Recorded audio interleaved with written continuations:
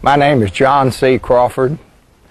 I was born in 1941 in Austin, Texas, at the home of the Holy Infancy Orphanage.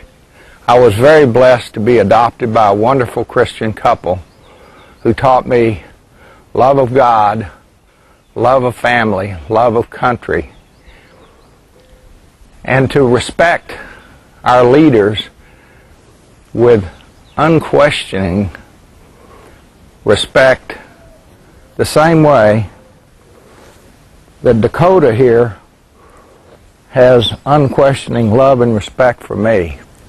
At 12 years of age, I went to work for the company my father worked for. I was making 25 cents an hour, and I was extremely proud of that. I got a Social Security card and began paying into the system. I'm sure there are millions of seniors with similar life stories to mine. Mine is not unique. When Medicare and Medicaid came along, I began paying into Medicare and have paid into it since its inception. When the people that created, you people, who created Medicare and Medicaid and have, quite frankly, mismanaged it to the tune of billions of dollars, along with fraud, you come to us now and tell us you want to take over our entire health care, make every decision for us, get in between us and our physician in the most private and personal of issues. Well, judging by your stellar record of running Medicare and Medicaid, that's a very sobering thought. And then you hold town hall meetings, and when we seniors come to question death counseling and your involvement in our financial affairs, you begin calling us names. Nazi, KKK, mobs. I wondered at the time if you ever call the Taliban or Al-Qaeda those kind of names, or if you just save them for seniors who put you in office and pay for your salaries and your perks. You come to us and tell us there are 40 million people who don't have health insurance and imply they don't get medical care in this country. Since the 60s, there's been a law that anyone, legal or illegal, who comes to a hospital, hurt or sick, gets treatment. And we taxpayers pay for it at the local, state, and federal level. So it's disingenuous, and it's a torture of the truth and a twisting of the truth, as is done throughout this bill, to imply that these people don't now have health insurance. They may not have a piece of paper that says insurance policy, but they sure have health insurance, and we, the people, the taxpayers, pay for it.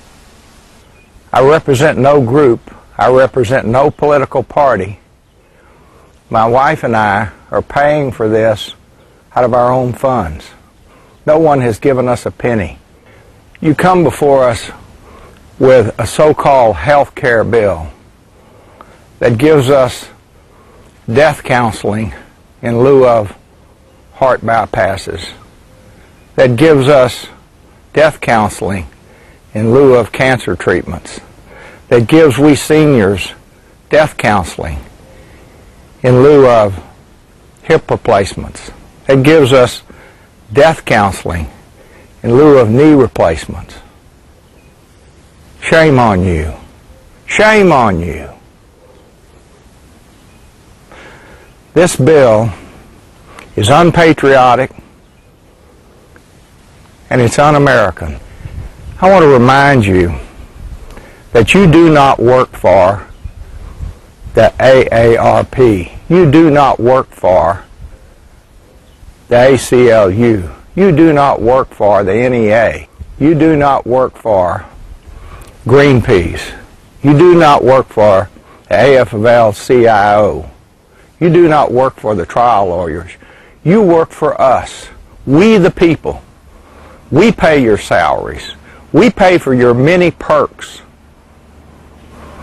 And as such, we have a responsibility as well as a First Amendment right to speak to you about our concerns when we see a bill that purports to take our liberties and our freedom of choice away and treat us like old world European serfs in a socialistic system.